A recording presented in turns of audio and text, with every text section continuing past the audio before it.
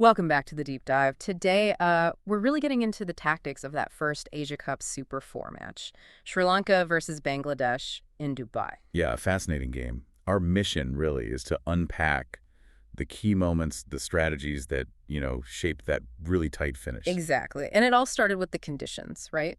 The pitch wasn't exactly flat. Not at all. Sources described it as dry, cracked, definite help for the bowlers, uneven bounce, spin, tricky stuff. So Bangladesh winning the toss and choosing to bowl, that feels like a big call straight away, especially with Sri Lanka being favorites after winning their last encounter. A very big call, but probably the right one given the surface. Litton read it well. And they didn't just rely on the toss, did they? Those lineup changes were interesting, bringing in Shoriful Islam. The left armor. And And Mahadi Hassan, the off spinner. the sources specifically mentioned Shoriful was there to target Sri Lanka's known issues against left arm seam. Was that a bit bold or just smart planning? I think it was calculated. They clearly did their homework. But even the best plans face challenges. Like Sri Lanka coming out guns blazing. Exactly. Kusal Mendis, Shanaka, they were flying. Nearly 10 runs and over in the power play. That's, serious momentum early on. So how did Bangladesh manage to sort of wrestle back control? Taskin Ahmed got the first wicket. He did, broke that opening stand in the fifth over. But the key move, strategically, was Mahadi Hassan coming on. The off spinner they brought in, was that the plan? Bring spin on early? It seems like it. Introduce spin, change the pace, break the rhythm, and it worked almost instantly. He got Kusal Mendis. The big wicket. Absolutely the big wicket.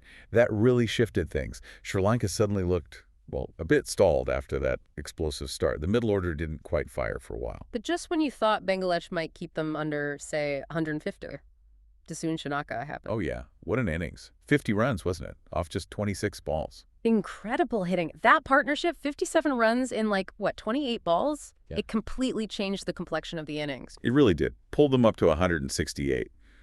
A very competitive score on that pitch. Definitely. Though we have to mention Mustafizur Rahman's bowling. The fizzies. Phenomenal spell. 3 wickets for only 20 runs in his 4 overs.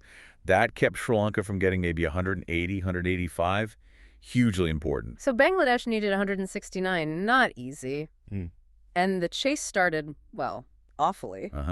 Tanzit Hassan Tamim, out for duck. 1 run, 1 wicket down. Not the start you want. And then Sri Lanka turned to spin immediately. Hasaranga. Yep, their main weapon.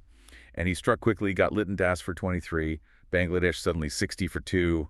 Momentum gone again. So the pressure was right back on. How did they handle that, especially the spin threat? It really came down to that crucial partnership. Exactly. Saif Hassan and Towhid Hridoy both got 50s. And they didn't just block, did they? They seemed to take the attack to the spinners. They did.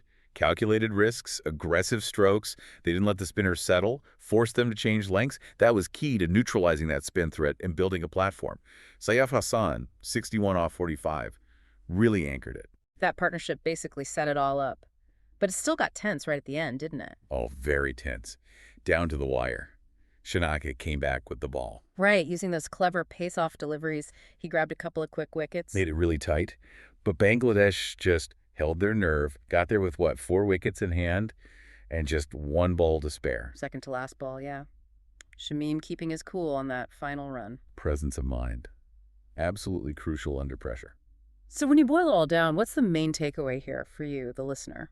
I think it shows how a solid strategy can overcome individual brilliance sometimes. Bangladesh won the toss, made those targeted bowling changes. Exploited that left arm weakness. Right. And crucially, that middle-order partnership didn't just survive the spin, they attacked it. That nullified Sri Lanka's early power hitting and Shanaka's late fireworks. It proves that even if you're facing a team that starts incredibly fast, smart bowling, and that counterpunch in the middle overs can totally swing things back. Definitely. So here's something to think about. What does this kind of close, high-pressure win do for Bangladesh's confidence? Especially heading deeper into the Super Fours. That's something